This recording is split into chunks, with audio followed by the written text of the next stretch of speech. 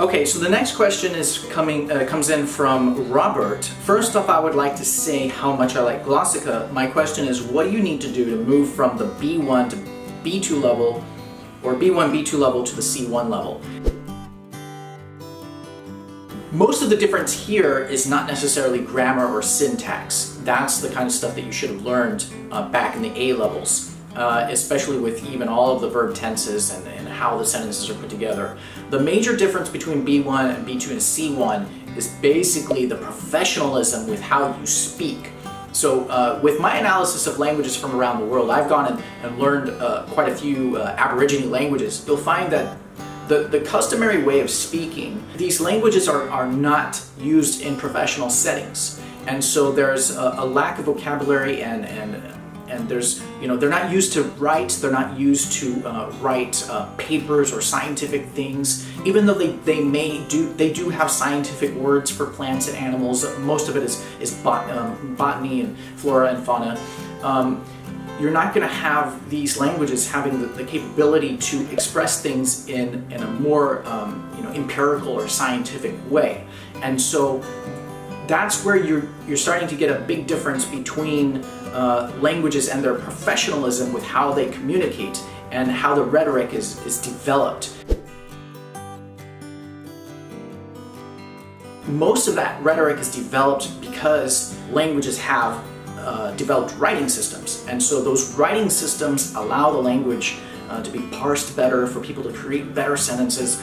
And so when you go into a community where a language is spoken but yet they've never learned how to write the language, languages, even for fluent speakers of those languages, are rarely used beyond like a B1 level. And so the major difference between a B1 level and a B2 level is just this major expansion of vocabulary and being able to speak in a more concise way, better rhetoric, better choice of words. In fact, I remember with a specific Aborigine language that I was working on, I would say that, is there a way to communicate in a B2 level in that language? I think that yes, there is, because there was when you get speakers who can tell you stories and they're able to elaborate and use a lot of complex ideas and words and throw them into that story, I feel like, wow, it's getting harder and harder to understand the story that this person is telling me. It's almost like my level is not good enough because they're using such a vast amount of vocabulary.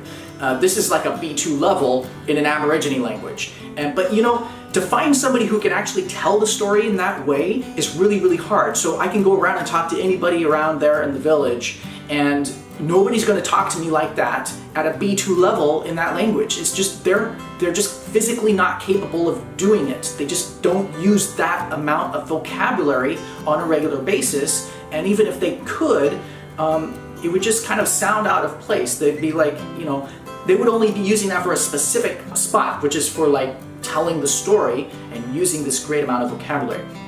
So that's kind of the big difference. And when you get up into C1 levels, you're talking about expressions and the way of speaking, your delivery, all of these things go into creating that feel of a C1.